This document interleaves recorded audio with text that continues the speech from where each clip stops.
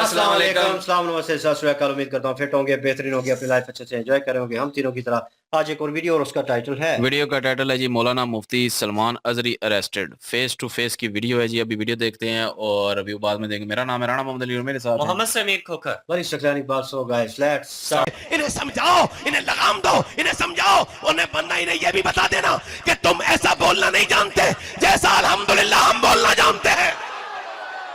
मुसलमानों ना घबराओ, घबराओ इस तरह करके बोलेगा। खुदा की शान बाकी है, खुदा की शान बाकी। कहते हो ना करबला का मैदान बाकी है।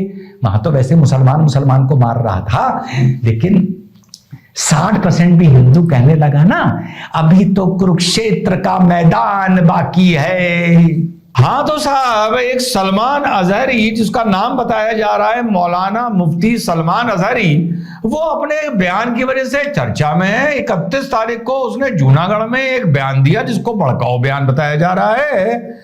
तो उसको पकड़ने के लिए गुजरात की ATS मुंबई आई और मुंबई से पकड़कर ले गई। इस पर जाइले आजम के प्रवक्ता ने क्या बयान दिया और कैसे रफू किया ये दिखाता हूं। उसके बाद एक मौलाना ने क्या कॉमेडी करी वो दिखाता हूं। उसके बाद बताता हूं कि उसने बोला क्या था। हाँ, पूरा बताऊंगा क्या बोला था। बीप बीप नहीं करूंगा, कुछ नहीं करूंगा, मुझे नहीं जरूरत है। पहले ओरिजिनल बताऊंगा वो बात क्या है, फिर ये बताऊंगा उसको उसमें तब्दीली कर कर उसने क्या बोला, और बाकी फिर कुछ गुण और कुछ विशेषताएं, कुछ USP बताऊंगा ऐसे लोगों की। तो देखिएगा, इंटरेस्टिंग सा वीडियो है। एक मौलाना को इसमें देखिएगा, बड़ा मजा आएगा।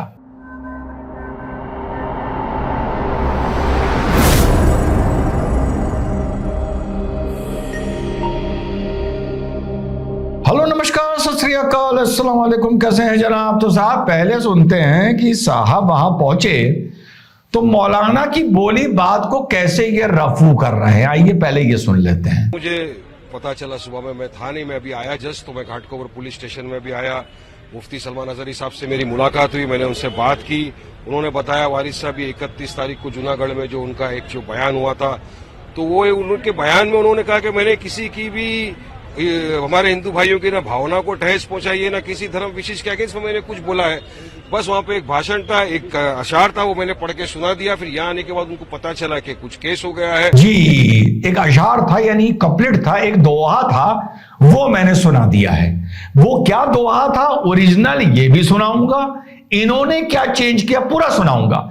देखिए, जब भी कोई गलत बात कोई फ्रिंज हिंदू एलिमेंट बोलता है तो उसकी हिंदू आलोचना करने सामने आ जाता है, और जिसको राइट विंग का कहा जाता है वो भी कहता है कि नहीं, ये गलत बात बोली गई है, गलत बात बोली गई है। अगर जैसा जंतर मंतर पे बोला गया था कि मुल्ले कूटे जाएंगे, काटे जाएंगे, राम राम चिल्लाएंगे, गलत बात थी, गलत बात थी। जो वो बात बोली गई थी, देश के गद्दारों को गोली मारो सालों को, वो बिल्कुल सही बात बोली गई थी। देश के गद्दारों को गोली मारो सालों को, हिंदू मुस्लिम हो सिख ईसाई, मत छोड़ो इन सालों को। क्या प्रॉब्लम है इसमें? वो थोड़ा साला वाला लगा दिया, वो एक अलग बात है, लेकिन कोई प्रॉब्लम नहीं है। वहां पर ये कहना कि आप हमें कह रहे हैं या कौम को कह रहे हैं, वो गलत था, वो गलत था। लेकिन हाँ, मुल्ले कूटे जाएंगे, राम राम चिल्लाएंगे, ये भी गलत है। ऐसी नारेबाजी नहीं होनी चाहिए। लेकिन जब कभी हिंदू फ्रिंज एलिमेंट से होती है तो उसकी मजम्मत करने, उसकी आलोचना करने के लिए हिंदू खड़ा रहता है। लेकिन मुसलमान इनकी बोली बात को या किसी की भी बोली बात को अगर मगर लेकिन किंतु परंतु कर सिर्फ रफू करता है, जैसे ये हारा हुआ विधायक कर रहा है। इसने नहीं सुना क्या बोला, पूरा बताऊंगा क्या बोला। अब आगे थोड़ी सी कॉमेडी अभी दिखाता हूं। कॉमेडी ना छोड़ा तो उनकी लाशें भी मदीने कभी नहीं आई। हाय हाय हाय, क्या बात है मियां, वाह वाह वाह। ये बात इस वजह से कर रहा हूं, हम अमन पसंद हैं, मुल्क से मोहब्बत करते हैं, मगर अगर हमारे उलमा के साथ ये ज्यादती होगी तो बर्दाश्त नहीं की जाएगी। वाह वाह वाह। जो हजरत मुफ्ती सलमान अजहरी साहब के साथ हुआ है, हाय हाय, सब उनके साथ हैं। लब्बैक या हर हाल में रसूल साथ हैं, अल्लाह। एक मिनट, हर हाल में उनके साथ हैं। बेशक। और सुनिए, उन्होंने इशारे किनारे में जो भी कुछ कहा कोई इतना गलत नहीं कहा। उन्होंने इशारे इशारे में जो कहा इतना गलत नहीं कहा, अभी सुनाऊंगा क्या कहा। इन्हें समझाओ, इन्हें लगाम दो, इन्हें समझाओ, उन्हें बनना इन्हें यह भी बता देना कि तुम ऐसा बोलना नहीं जानते जैसा अल्हम्दुलिल्लाह हम बोलना जानते हैं। सलमान अजहरी को छोड़ा जाए बेशक, और यह बताया जाए सलमान अजहरी अकेला नहीं है, सारे बरेलवी मुसलमान उसके साथ हैं।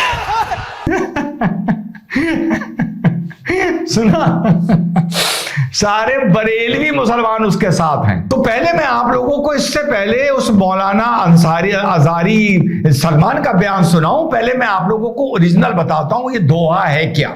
बड़ा अजीब व गरीब दुआ है, इसमें कोई सर पैर नहीं है, ये खामखा का दुआ है, खामखा का चनेब के झाड़ पर चढ़ने वाला और अपने आप को खुश करने वाला।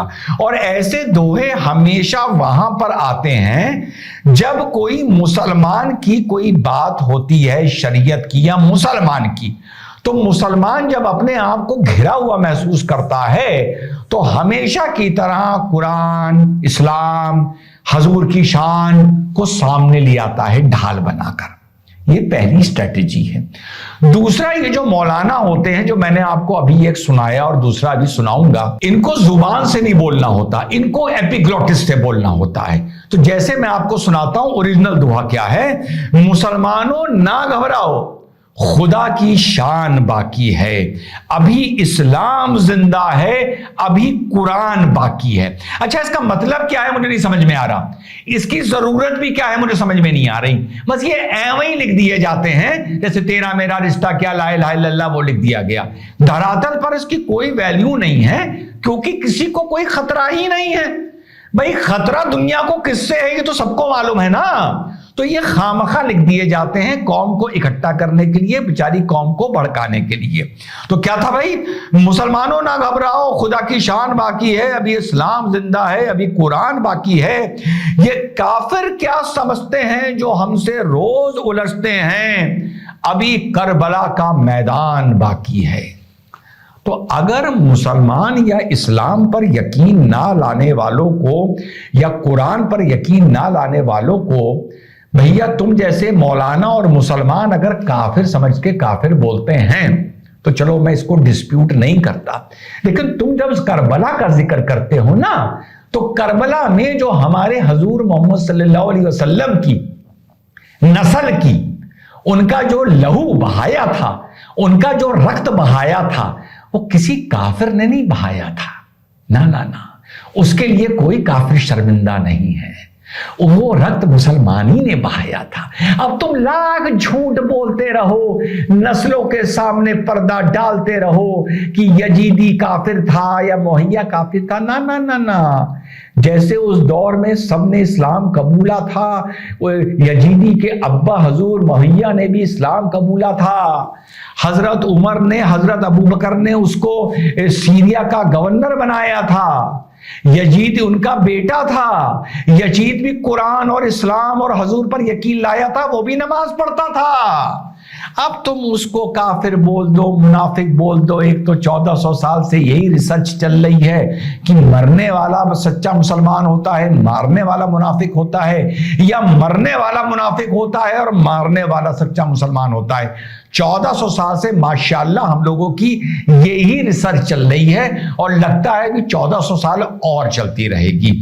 ठीक, तो ये था ओरिजिनल। ये काफिर क्या समझते हैं जो हमसे रोज उलझते हैं, अभी करबला का मैदान बाकी है। इस चीज को जब मौलाना बोलेगा तो एपिग्लोटिस से बोलेगा, मुसलमानों ना घबराओ, घबराओ, इस तरह करके बोलेगा। खुदा की शान बाकी है, खुदा की शान बाकी। तो इसमें एक माहौल बनाया जाता है उस वक्ता द्वारा। वो इसी तरह बोलेगा, नॉर्मल तरह नहीं बोलेगा, वो अपने अंदाज में झटके खा खा के कुछ चुप हो जाएगा, एकदम बीच में यूं हो जाएगा, इस तरह से बोलेगा। इन लोगों को मैंने बहुत देखा है, बहुत झेला है और बहुत सुना है।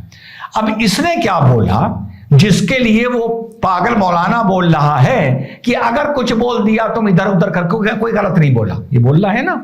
और जिसके लिए ये बोल रहा है कि मौलाना साहब ने तो एक दोहा पढ़ दिया, यानी पॉलिटिशियन भी वही बोल रहा है, मौलाना भी वही बोल रहा है। बोला क्या इसने इसी को थोड़ा चेंज किया। इसने किया जो हमसे उलझते हैं अभी तो करबला का आखिरी मैदान बाकी है।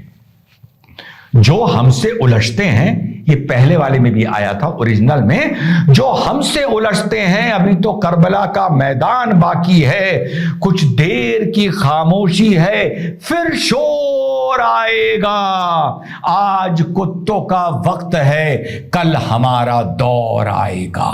ये बोला है। बहुत से लोग इसे बीप करके दिखा रहे हैं, मैं पूरा दिखाऊंगा। मैं पूरा इस मारे दिखाऊंगा जैसे मैंने बोला कि कोई अगर फ्रिंज एलिमेंट गैर मुसलमानों में कुछ गलत बोलता है तो हिंदुओं में ही सैकड़ों लोग खड़े हो जाते हैं उसकी आलोचना करने के लिए। मैंने देखा है आलोचना करते हुए, मैंने सुना है। लेकिन जब हम मुसलमानों में कोई ऐसी बात करता है तो जो वारिस बोल रहा है वो अलग तरीके से रफू कर रहा है, जो मौलाना बोल रहा है वो अलग तरीके से रफू कर रहा है। कमेंट सेक्शन में चले जाइए तो युवा जो कमेंट कर रहे हैं, जो सोशल मीडिया पर हैं, वो अलग तरीके से रफू कर रहे हैं। इसीलिए सुनाना जरूरी था कि क्या बोला। कुल मिला के जहां ओरिजिनल में काफिर शब्द का इस्तेमाल किया गया, वहां जो इस मौलाना ने जूनागढ़ में बोला है, सुना देता हूं। हमसे उलझते हैं अभी तो करबला का आखिरी मैदान बाकी है, कुछ देर की खामोशी है फिर शोर आएगा, आज कुत्तों का वक्त है कल हमारा दौर आएगा, लब्बैक या रसूल अल्लाह। हाँ, जो इसने बोला है, इसने काफिर शब्द को बदल के कुत्ता कर दिया। अब जिसको पे पर्दा डाला जा रहा है, मट्टी डाली जा रही है, अगर मगर लेकिन किंतु परंतु कराया जा रहा है। फिर जब इस मौलाना से पूछा गया कि भैया इतने लोग मुसलमान पूरी दुनिया में मर रहे हैं, फलस्तीन में मर रहे हैं, युगांडा में मर रहे हैं, कहीं हर जगवांडा में मर रहे हैं, सीरिया में मर रहे हैं, इराक में मर रहे हैं, एक दूसरे को मार रहे हैं, आईएसआईएस पाकिस्तानियों को मार रहा है, पाकिस्तान ईरानियों को मार रहा है, ईरानी पाकिस्तानी को मार रहे हैं, सब एक दूसरे को, तो क्या है क्या है? तो इसने कहा साहब हम तो परवाने हैं, हम तो पैदा ही जलने के लिए हुए हैं। ठीक है, ठीक है, कोई ऐसी बात नहीं है। तो भैया जलो ना, जलो। फिर जब जलते हो तो आई आई आई आई करके मातम काहे करते हो यार? फिर जलो। या तो ये बोले हो मुसलमानों कि हम इंसान हैं, हम जिंदगी जीने के लिए पैदा हुए हैं, हम यहां इस दुनिया में तरक्की पाने के लिए पैदा हुए हैं, खुशी पाने के लिए पैदा हुए हैं, बच्चों के लिए पैदा हुए हैं, बच्चों की खुशी देखने के लिए पैदा हुए हैं, समाज को, चलो समाज क्या तेल लेने, समाज छोड़ो, क्या वतन, चलो वतन भी क्या तेल लेने, हम कौम की तरक्की उन्नति के लिए पैदा हुए हैं, क्या ये बोलो? और हमें जीना है और कौम की तरक्की उन्नति करनी है। समाज और वतन का मैं नाम नहीं ले रहा, वो टाइम नहीं खराब करना चाहता, वो छोड़ो, वो चुल्ले में गया। ठीक, ये बोलो यार। एक तरफ तुम कहते हो हम जिए तो गाजी, मरे तो शहीद, हम तो परवाने हैं, हमारा तो काम जलना है। तो फिर पैलेस्टीन में जल गए ना परवाने 28,000 और 7,000 परवाने गायब हैं, तो कितने हो गए? 28 + 7 35,000। तो फिर उनका मातम काहे को डबल स्टैंडर्ड खेलते हो? जो बोलो उसकी इज्जत रख लो। अगर पागलपन भी है तो पागलपन की ऐसा कुछ कर दो कि पागलपन की इज्जत हो जाए कि साहब देखो, मुसलमान का, अगर मुसलमान जिंदगी से मोहब्बत नहीं करता, वो अपने हजूर, अपने अल्लाह से मोहब्बत करता है। ये जिंदगी सिर्फ 4 दिन की है जो इबादत के लिए मिली है, असली जिंदगी तो ऊपर है। या तो ये बोलो और फिर मरने जलने कटने का मातम ना करो, कहो ये तो जिंदगी बेईमानी है, ये तो जिंदगी ही नहीं है। या तो ये बोलो। और अगर मरने जलने कटने का मातम करते हो और अफसोस होता है और दर्द होता है, तो उस हिसाब से बातें बोलो, उस हिसाब से नस्ल को तैयार करो, उस हिसाब से तकरीरें करो, उस हिसाब से मौलाना चलो। भाई कोई गलत बात कह रहा हूं क्या? यानी दोनों तरफ चलोगे, एक तरफ अस्तीने चढ़ा के दादागिरी करोगे और कहोगे मौत से नहीं डरते, मर से डरते, जलने से नहीं डरते, हमें जिंदगी तो 4 दिन की है, वो इबादत के लिए मिली है, बाकी जिंदगी तो ऊपर है जन्नत की। एक तरफ तो ये बोलोगे और दूसरी तरफ आई आई आई आई आई आई करोगे। यार ये कौन सी स्ट्रेटेजी है यार? ये कौन सी बात है? अगर बोला है तो फिर उसको निभाओ एक कौम की तरह। देखो मैंने तो कल बोला मैंने तो करके वीडियो में बोला, भैया मैं अल्लाह से भी डरता हूं, मैं कानून से भी डरता हूं, मैं देश के आईन से भी डरता हूं, मैं पुलिस से भी डरता हूं, मैं कोई गलत काम करो पुलिस मेरे घर आके घंटी बजा दे उससे भी डरता हूं, पुलिस मुझे गिरबान पकड़ के जीप में डाल के थाने ले जाए मैं उससे भी डरता हूं, मैं अगर कोई ऐसा काम करूं और मेरा घर अगर पूरा नक्शे के साथ नहीं बना हुआ है, बुलडोजर आके बुलडोजर चलेगा तो मैं उससे भी डरता हूं। देखो सिंपल, तुम नहीं डरते हो, तुम सिर्फ अल्लाह से डरते हो, ना पुलिस से डरते हो, ना कानून से डरते हो, ना बुलडोजर से डरते हो, ना जलने से डरते हो, ना मरने से डरते हो। तो फिर रिजवान हाय हाय हाय हाय करे तो समझ में आता है, क्योंकि भैया रिजवान तो कह रहा था वो डरता है, पूरी एहतियात कर रहा था, गलती हो गई, बुलडोजर आ गया, डंडे पड़ गए तो आइए। तुम तो डरते ही नहीं हो किसी से, तो फिर ऐसी बातें क्यों करते हो? शान से जियो, कुटो, मरो, जलो, पिटो, बुलडोजर चले, क्या फर्क पड़ता है? तो यही बस मेरा एक पैगाम है कि मौलानाओं से बैठ के एक बार, मैं तो इनकी तकरीरों में बहुत हो आया, जब 10-11 साल का था तब जाना शुरू कर दिया था, तब जाना इनकी तकरीरों में। फिर मुझे लगा, मैंने कहा यार ये क्या बोलते हैं, ये क्या बोलते हैं यार, ये तो यार पागल बना देंगे मेरे को, हैं? तब मैंने जाना छोड़ा। पर जिसको भी शौक है इनकी तकरीरों का, आज शाम को घर में मीटिंग कर लो और तय कर लो कि हम डंडे से, बुलडोजर से, पुलिस से, कानून से, मौत से डरते हैं या नहीं डरते हैं। कीड़ा का डरता है, कीड़ा जिसके ना बच्चों का पता, ना घर ना बाहर, कीड़े को भी हटट करो तो जान बचा के भागता है। कितना डरते हो ना मरने से और पिटने से और जलने से और कुटने से, ये तुम्हें खुद पता है। ऊंचा मत थूका करो, थूक आकर मुंह पे गिरता है, और वो तुम्हारे मुंह पर नहीं गिरता है, वो कौम की इज्जत आबरू के मुंह पर गिरता है। तो इन मौलानाओं के साथ बैठ के तय करो कि तुम डरते हो या नहीं डरते हो। नहीं डरते हो तो परवाने बन जाओ और क्षमा से ना घबराओ, और अगर डरते हो तो क्षमा से दूर रहो।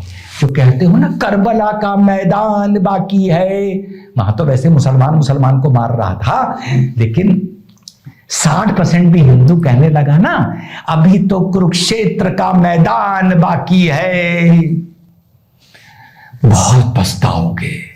और ईसाई कहने लगा अभी तो 1000 साल पुरानी क्रूसेड बाकी हैं, जिसमें भयंकर मार लगी थी मुसलमानों की। 1000 साल पहले ईसाइयों ने मारा था यूरोप से आके मिडिल ईस्ट में। तो इस तरह की बातें ना करो, इस तरह के मैदान सबके पास हैं बताने के लिए। हिंदू कुरुक्षेत्र का गाना गाने लगा ना तो बड़ी प्रॉब्लम में पड़ जाओगे। जय हिंद, वंदे मातरम, खुदा हाफिज। बात सिर्फ इतनी है कि करबला का मिसाल गैर मुस्लिम पे नहीं जाता, वो उन पे जाता है जो कि समझ ले हुक्मरान हूँ, गलत काम करें, शराबें, ज़िना जो इस्लाम में मना है वो करें मुस्लिम जो हैं, तो उनके लिए वो मैदान सजता है। इस्लाम जिंदा होता है हर करबला के बाद, तो ये उनके लिए है। इस करबला गैर मुस्लिम के साथ तो हुआ भी नहीं था कि ये कि खुदा को नहीं मानते तो इसलिए हुआ, या वो बुतों की पूजा करते थे इसलिए हुआ, ऐसे तो हुआ नहीं है करबला। करबला तो हुआ था कि वो मुस्लिम होके तख्त पे गलत जो है वो गलत कारियां कर रहे थे तख्त पे बैठ के, तो उनके खिलाफ हुआ था करबला। तो ये चीज जो है वो जिस चीज में हो ना उसी की मिसाल देनी चाहिए। तो मैं यही कहूंगा कि करबला जो है वो इस जगह पे मिसाल नहीं बैठती करबला की खासकर।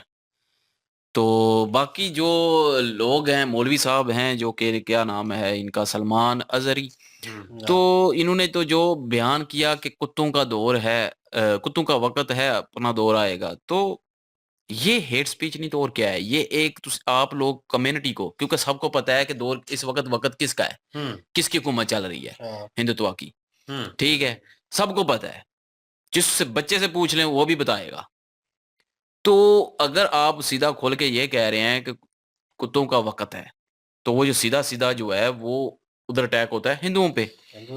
तो किसी को आप कुत्ता बना रहे हैं, किसी को आप कुत्ता कह रहे हैं, तो मैं कहता हूं कि आप हेट स्पीच दे रहे हैं, गलत कर रहे हैं।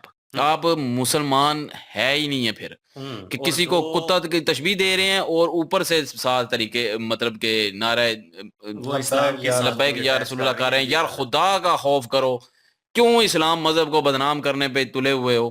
कुछ तो गैरत खाओ। ये सलमान अजहरी वो वर्ड यूज कर लो, ठीक है। अगर आप लोगों को वो सारा करना ही है तो आप लोग ये कर सकते हैं कि उस वक्त कह सकते हैं कि गैरों का वक्त है, अपना भी दौर आएगा, ठीक है। एक मुनासिब साहब से और यार यहाँ पे हिंदू एक भी चीज करते हैं, समझ मुस्लिम से भी बाहर कर लें, आ रहा है लेकिन कि एक यार गाली तो- देना लेकिन है यहाँ पे कम्युनिटी एक को, चीज- बिल्कुल, बहुत गलत है। एक चीज यहाँ पे ये आ जाती है कि देखें, इस तरह की चीजों से ये होता है कि दो पक्ष हैं, मुस्लिम और हिंदू। एक तो आप मुसलमानों को वर्गलाने की कोशिश कर रहे हैं और मुल्क में ऐसे हालात पैदा करने की कोशिश कर रहे हैं कि जो कि ऐसे अल्फाज से दोनों पक्षों के दरमियान जो अमन और मोहब्बत का एक माहौल बना हुआ है वो खराब करने की कोशिश कर रहे हैं। और इससे मुल्क के ऊपर फर्क ये पड़ेगा कि आप वहां की गवर्नमेंट को हिट कर रहे हैं, हालांकि वहां की गवर्नमेंट का कोई रोल नहीं है, ये सारे लोग जानते हैं बिल्कुल कि अगर उन्होंने अपनी पावर तो दिखाई नहीं है, वो तो कानूनी तौर पर जितनी भी उनके हक बनते हैं वो लेने की कोशिश कर रहे हैं और ले रहे हैं एविडेंस देकर। एक कानून का एक रास्ता बना हुआ है, वो उन्होंने आज अपनाया हुआ है। सुप्रीम कोर्ट ने फैसला दिया ना, हाँ। सुप्रीम कोर्ट ने दिया, अगर आपको एतराज है तो जाके सुप्रीम कोर्ट को कहना। ये चैलेंज हेट करें। स्पीच चैलेंज या करें जाके। वर्डिंग इसलिए बनती थी कि अगर पावर के बलबूते पर ये चीज हुई तो ये दोहा जो बोला गया ये वहां पे बनता था कि देखें जी, इनकी पावर थी, हाँ, इन्होंने जबरदस्ती हमसे हमारी जगह छीन ली और हमारे ऊपर जुल्म सितम किया है। अब जब हमारी पावर आएगी तो हम बदला लेंगे। आप लोगों को पूरा पूरा मौका दिया गया है कोर्ट की तरफ से कि आप अपने प्रूफ लेकर आइए, आप साबित कीजिए वहां पे जहां पे आप हक पे हैं, वहां पर आपको मौका भी दिया गया। ये तो जाहलियत की इंतहा है कि वो किसी बुजुर्ग ने कहा था कि जब इंसान के पास अपने आप को सही साबित करने के लिए कोई दलील या कोई सबूत नहीं होता तो वो चीखता और चिल्लाता गालियां है देता है फिर। अपनी बात को मनवाने के लिए।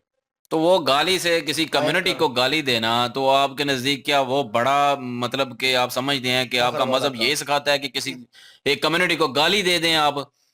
तो बाकी ठीक है, उनके कीदे आप नहीं मानते ना माने, लेकिन गाली देना आपका हक बिल्कुल भी नहीं बनता। और ये जो है, मैं भी इस चीज की मजम्मत करता हूं कि जो इन्होंने गाली दी है सलमान अजहरी ने, और इन्होंने पूरी कम्युनिटी को जो है वो बदनाम किया है। और जो बातें की हैं अपना सैयद रिजवान भाई ने, तो उन्होंने बातें बिल्कुल ठीक कही हैं कि जो उन्होंने बातें कही हैं कि अगर आप बयान देते हैं तो फिर डरते क्यों हैं? फिर बाद में पुलिस आ जाए तब भी यहीं करते हैं। तो फिर अगर आप यहीं करने से बेहतर है कि आप अपनी बात पे डटे रहें। फिर बताएं कि हम डरते नहीं हैं, मौत से नहीं डरते, कटने से नहीं डरते, उसके बाद जेल जाने से नहीं डरते, हम किसी चीज से नहीं डरते। फिर साबित करें ना। फिर यहीं करने से फिर दोगलापन नहीं होगा। जब आती है बात फिर जो है वो रोना शुरू कर देते हैं, जब वैसे भड़के मारना शुरू कर देते हैं। तो ये तो चीज नहीं ठीक है। फिर ये एक आप पे नहीं, ये पूरी कम्युनिटी पे दाग धब्बा लगता है, बिल्कुल पूरी कम्युनिटी का सर झुकता है इस चीज से। तो ये चीज इनको समझ नहीं आती है। हमारे जितने भी ये मौलाना हैं, जो कुछ हैं, काफी सारे मौलाना मैंने देखे हैं यार, वो कभी भी नफरत की बात नहीं करते, वो बड़े प्यार मोहब्बत से बात करते हैं, बड़े धीमे लहजे से, तो कोई गला नहीं फाड़ते। काफी सारे ऐसे मौलाना हैं, उलमा इकराम हैं जो कि ऐसी बात करते हैं, बड़ी प्यार मोहब्बत का दर्स देते हैं, इंसानियत का दर्स देते हैं, इस्लाम का तरीके सिखाते हैं कि क्या करना चाहिए आपको। लेकिन कुछ जो हैं वो गला फाड़ फाड़ के जो है भड़काते हैं हाली, और जब खुद पे बात आती है तो फिर पीछे हटते हैं। यहाँ पे थे तरीके लब्बैक के जो क्या नाम है उनका, बाबा खादम रिजवी साहब, तो वो बढ़ के मारते थे, लेकिन वो जब उन पे जब वक्त आता था तो फ्रंट पे खड़े होते थे, उनकी टांगे भी नहीं थी। मैं सिर्फ एक मिसाल दे रहा हूँ, वो खड़े रहते थे अपनी बात पे। तो अगर आप बढ़ के मारते हैं तो फिर खड़े रहें अपनी बात पे, फिर रोना धोना शुरू ना किया करें। फिर जब रोते हैं ना आप लोग, हम इस बात पर ये कहते हैं कि यार हेट स्पीच के बजाय आप लॉजिक से बात करें। अपनी बात को मनवाने के लिए आपके पास लॉजिक होना चाहिए, बिल्कुल। नॉलेज होना चाहिए, आपके पास एक तरीका है, तरीकेकार होना चाहिए, कानून ने इखलाक आपको होना हक दिया चाहिए, हुआ है, आप उस हक को इस्तेमाल करें। इखलाक लॉजिकल अपना वे अच्छा में करें, लेकर इखलाक करें। अपना अच्छा करें, लफ्जों का चुनाव बेहतरीन करें ताकि किसी को जो है वो चोट ना पहुंचे, किसी के दिल को, किसी के जज्बात को। अगर आप पूरी कम्युनिटी को गाली देंगे तो फिर अगली कम्युनिटी भी देगी आप। नीचे बैठे हुए जो लोग होते हैं मेरे ख्याल में उनकी भी गलती है, जिनमें मैं खुद को भी काउंट वो करता नीचे हूं। मैं देख रहा था ना, वो नीचे ऐसे ऐसे डांस कर रहे थे यार, ऐसे उछल रहे थे जैसे उनमें जोश भर दिया गया हो, जैसे उनमें वो गुब्बारे में गैस नहीं भरते होते जो उड़ने वो तो वाला होता छोड़ते है, हैं नीचे से तो वो वैसे उड़ रहे थे, वो गैस उनमें भरी जा रही थी। लेकिन फिर जब गैस किसी ने सुई मारनी है तो फुस होकर नीचे गिर जाना, फिर यूं करनी है। तो वही चीज कह रहा हूँ ना। जुम्मा वाले दिन में वो खुतबा हो रहा था और उस दौरान जो है वो एक नया मौलवी यहाँ पे आया हमारी मस्जिद में। तो वहाँ पे मैं बातें सुन रहा था, वो बंदा बिल्कुल ना धीमे लहजे से ना वो बातचीत कर रहा था और इन स्ट्रेट वर्ड समझाने की कोशिश कर रहा था कि इस्लाम की बेसिक चीजें सीखने बेसिक की चीजें कोशिश हैं। करो, ये इम्प्लीमेंट करने की कोशिश करो, अपने आप में सुधार पैदा करने की कोशिश करो, अच्छा इंसान बनने की कोशिश बिल्कुल। करो। वो चीजें बता रहा था और यकीन माने मेरे साइड पे 4 बंदे बैठे हुए थे और वो चारों इतने लैक ऑफ नॉलेज थे कि उनको समझ नहीं आ रही थी कि बंदा बात स्ट्रेट बात इनके लोगों के दिमाग में घुसती नहीं। इनको नारेबाजी, हुल्लड़बाजी और ऊंची आवाज में मौलवी चीख चीख के बताए, सुर लगा के बताए तो कहेंगे वाह वाह वाह आज तो चस आ गई है। तो बाद में पूछो भाई ये बात जो की है इसका मतलब क्या है, कोई पता नहीं है। मतलब कि उसका माफहूम उनको पता ही नहीं होगा कि चीज वो बेसिकली बात की क्यों गई है। हालांकि हमारे मजहब में ना मिंबरे रसूल पे बैठ के धीमा लहजा इखलाक अच्छा एक तरीके से बात करने का हुक्म दिया गया है। बिल्कुल। लेकिन यहाँ पे सुनते नहीं है, यहाँ पे गले फाड़ते हैं अपने। तो मुझे नहीं समझ आती गला फाड़ के क्या अगले को ज्यादा समझ आ जानी है, या गला फाड़ के आप लोगों ने दुनिया फतेह कर लेनी है। बिल्कुल। बस और यही बात है ना, जब कोई लॉजिक पास नहीं है, अपनी बात को मनवाने की कोई दलील पास नहीं है, तो फिर इसी तरह चीखना और चिल्लाना ही बनता है कि अपनी बात को मनवाने के लिए और सुनाने के लिए कि चलें जी इससे आगे से लोगों में लड़ाई जोश कर और लेनी। खरोश पैदा हो हाँ। और इस तरह का गलत कदम उठाएं। और एक बात जो रिजवान भाई ने यहाँ पे की है वो ये की है कि अगर कोई हिंदू हेट स्पीच करता है तो उसी टाइम हिंदू लोग उठ जाते हैं उसको गलत कहने के लिए काफी सारे कि हिंदू यार आप उठते लोग हैं। गलत कर रहे हैं। और इस बात को तो हम मानते हैं क्योंकि काफी काफी दफा इस कमेंट तरह हुआ ऐसे है, आते हैं कि कमेंट के नीचे कमेंट उनको समझा रहे होते रिप्लाई हैं। समझा होता रही है। होती हैं। लेकिन मुस्लिम की ये खामी है कि मुस्लिम अगर कोई गलत बात करे तो मुस्लिम उसके विरोध में नहीं उठते और ये नहीं कहते कि हाँ यार आप उसको गलत सही कर रहे साबित करने में लग जाते हैं। लेकिन यार सारे मुसलमान ऐसे नहीं होते। अगर ऐसे ही होता तो हम भी सलमान जो है अजरी उसके हाँ में हाँ मिला रहे होते। लेकिन हम जो है वो सैयद साहब की जो है वो हाँ में हाँ मिला रहे हैं। जिन्होंने विरोध किया वो भी मुस्लिम है, जिन्होंने विरोध किया है हो। जी। हम भी हैं मुस्लिम।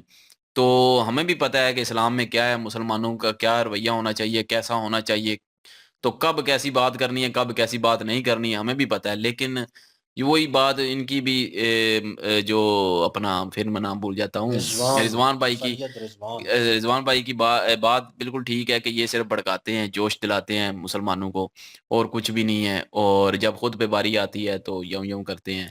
इन्होंने और एट द मुझे एंड वो एट द एंड बोला है ना कि शुक्र है मैं इन चीजों से निकल गया हूँ। तो कहीं ना कहीं मेरी भी फीलिंग सेम ही है क्योंकि मैं भी बड़ी महफिलें अटेंड करता था और इस तरह की तकरीरें सुन के खुश होता था। फिर बाद में समझ आया भाई इस्लाम तो बड़ा आसान है और ये तो मुझे किसी और लाइन पे लेके जा रहे हैं और ये और ही चीज इम्प्लीमेंट करने की कोशिश कर रहे हैं। तो आहिस्ता आहिस्ता मैंने अपने तौर तरीके से जानने की कोशिश की, अपने जो बड़े हैं उनसे बात करके उन्होंने मुझे इन अ सिंपल वर्ड जो है स्ट्रेट फॉरवर्ड वो समझाने की कोशिश की है। उसके बाद मुझे मुझे जो दोस्त मिले हैं उनके साथ बातचीत हुई।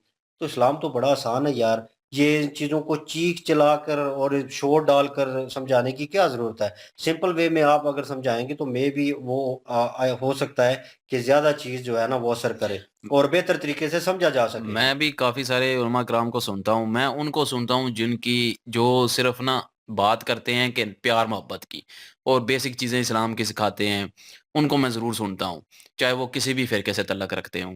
ये नहीं देखता कि वो कौन से फिरके से। हाँ, हम्म। अगर कोई गलत बात कर रहा है, कुरान और सुन्नत से हट के बात कर रहा है, तो फिर मैं कभी भी नहीं सुनता। जो कि सिर्फ अपनी ही सुनाते हैं, अपनी बातें करते हैं, तो उनको नहीं मैं सुनता। लेकिन दूसरों को जो कि कुरान और सुन्नत के हिसाब से बात करते हैं, प्यार मोहब्बत की बात करते हैं, इंसानियत की बात करते हैं, जिनमें से मौलाना तारक जमील साहब भी हैं। हम्म। उनका लहजा भी बड़ा धीमा सा है, बेशक आप सुन लीजिएगा। वो हम्म। इस तरह नहीं है कि गले फाड़ते हूँ। उस तरह और भी काफ़ी सारे हर फ़िरके में हैं, ये नहीं कि किसी एक फ़िरके में है। हर फ़िरके में ऐसे मौलवी हैं, उलमा इकराम हैं जो कि अच्छी बात बताते हैं, एक अच्छे तरीके से ज़िंदगी गुज़ारना सिखाते हैं। हम्म। तो उनकी बात सुननी चाहिए क्योंकि हर मज़हब जो है वो अच्छा रास्ता दिखाता है, ना कि फ़साद का। ना ना। तो हाँ, अगर कोई फ़साद डाल रहा हो तो इस्लाम उसकी उसके खिलाफ खड़ा होने की भी इजाज़त देता है। अगर कोई आपको जो है वो ज़लील कर रहा है, आपको तंग कर रहा है, आपकी इबादत में जाने से रोक रहा है, तो फिर वो इस्लाम सख़त है उस चीज़ में। फिर जिहाद भी होता है। अगर किसी जगह पे ज़ुल्म हो रहा है तो उस ज़ुल्म को ख़त्म करने के लिए जिहाद का कहा गया है। अगर किसी जगह पे मुसलमानों को रोका जा रहा है उनकी इबादत करने से, तो वहाँ पे जिहाद होता है, ना कि हर जगह पे शुरू कर दें। ना कि तो अगला बंदा सुकून उस से जगह जिंदगी पे गुजार रहा है और उस उसको जगह पे जाकर मैं ये भी कहूँगा कि उस जगह पे इस्लाम स्ट्रिक्ट भी होता है। जहाँ पे किसी पे ज़ुल्म हो रहा हो, चाहे वो किसी भी मज़हब का हो। अगर अगर कोई यहाँ पे हिंदू हो, तो उस पे अगर कोई ज़ुल्म कर रहा है, तो मेरा फ़र्ज़ बनता है, अपने मज़हब के हिसाब से भी, इंसानियत के हिसाब से भी, मेरा फ़र्ज़ बनता है कि मैं उसको जो है उसकी हेल्प करूँ। उस ज़ालिम के खिलाफ खड़ा हूँ जो उस पे ज़ुल्म कर रहा है, चाहे वो किसी भी मज़हब का हो, चाहे वो अपना मुसलमान ही क्यों ना हो, उस पे भी जो है अगर वो किसी गैर मुस्लिम पे ज़ुल्म कर रहा है, तो उस मुसलमान के खिलाफ खड़ा होना भी जिहाद है। बिल्कुल पहले तो जुबान ये से फिर चीज़ है। हाथ से। लेकिन हमें यहाँ पे जो है वो काफ़ी सारी ऐसी चीज़ें खुल के नहीं बताई जाती। हाँ, तो सिर्फ़ छुपाया इतना जाता है। बता दिया जाता है कि जिहाद है, काफ़िरों से लड़ो तो जिहाद है। ये नहीं बताया गया कि किन काफ़िरों से लड़ना है, सीधी बात है। ये नहीं बताया गया, लेकिन बताया गया है कि काफ़िरों से लड़ो। काफ़िरों को मारना, गैर मुस्लिम को मारना बड़ा सवाब का काम है। काफ़ी सारे मौलवी हैं ऐसे जो ऐसी बात करते हैं। लेकिन काफ़ी सारे ऐसे हैं जो कि इस चीज़ को क्लियर भी करते हैं कि किनको मारना है। उनको मारना है जो आपसे लड़ना चाह रहे हैं, जो आप पे जंग मुसल्लत कर रहे हैं, जो आपको रोक रहे हैं आपकी इबादत से, जो आपके काम में आड़े आ रहे हैं, दखल उनको। दे रहे हैं। उनको, ना कि उनको कि जो कि अपना काम कर रहे हैं, अपने काम से काम रख रहे हैं, आपको नहीं तंग कर रहे, बल्कि आपकी आपकी ज़ात हेल्प को भी कोई कर रहे हैं। नुकसान नहीं होता। तो उनसे भी लड़ना जायज़ तो नहीं है ना। ये तो हाँ। आम बंदा भी समझ जाएगा। तो हुँ। मज़हब कैसे सिखा सकता है ये सारा कुछ? तो ये चीज़ें होती हैं, लेकिन ये जो मौलवी हैं, इन्होंने गलत वर्ड यूज़ किया है। फिर से कह रहे बहुत हैं कि हम घटिया। जो हैं वो इस चीज़ की मज़म्मत करते हैं बिल्कुल। और ऐसे वर्ड यूज़ नहीं करने चाहिए थे और भड़काने वाली हेट स्पीच बिल्कुल नहीं देनी चाहिए थी। ठीक है, सुप्रीम कोर्ट का फ़ैसला है, अगर आपको कुछ मसला है तो सुप्रीम कोर्ट में जाएँ चैलेंज और करें वहाँ भाई पे जाके जाके चैलेंज करें अगर आपके पास सबूत हैं कुछ कि आपके साथ नाइंसाफ़ी हुई है। ये क्या तरीका है कि मतलब लोगों को आप मतलब गलत उनका ज़हन कर रहे हैं और उसके बाद ये इनको सज़ा मिलनी चाहिए। मेरे ख़्याल में इनको सज़ा देनी चाहिए, ये सज़ा देंगे तो मेरे ख़्याल में हेट स्पीच किसी भी रिलीजन के कर लें कि उसके खिलाफ वो कोई भी नहीं देगा उठकर। हाँ, बिल्कुल, वो कोई भी मज़हब का क्यों नहीं, अगर कोई भी मज़हब का, बेशक हिंदू है, बेशक ईसाई है, बेशक मुस्लिम, अगर वो हेट स्पीच करता है, अपने मुल्क के खिलाफ काम करता है, तो बिल्कुल, उसको सज़ा तो मिलनी चाहिए, चाहे वो बिल्कुल किसी जी। भी मज़हब का है। मेरी भी यही राय है जो रिज़वान भाई की थी। बिल्कुल, जो हुआ वो गलत हुआ है और हम बिल्कुल मज़म्मत करते हैं और इनकी वीडियो अच्छी थी, इन्होंने डिटेल अच्छी दी है, इनका बोलना आज अच्छा लगा है। लाइक कर दें, शेयर कर दें, सब्सक्राइब कर दें, इंशाल्लाह मिलते हैं नेक्स्ट वीडियो में। अपना ख्याल रखिएगा, दुआ में याद रखिएगा, तब तक के लिए। अल्लाह अल्लाह हाफ़िज़, हाफ़िज़, पीस। पीस।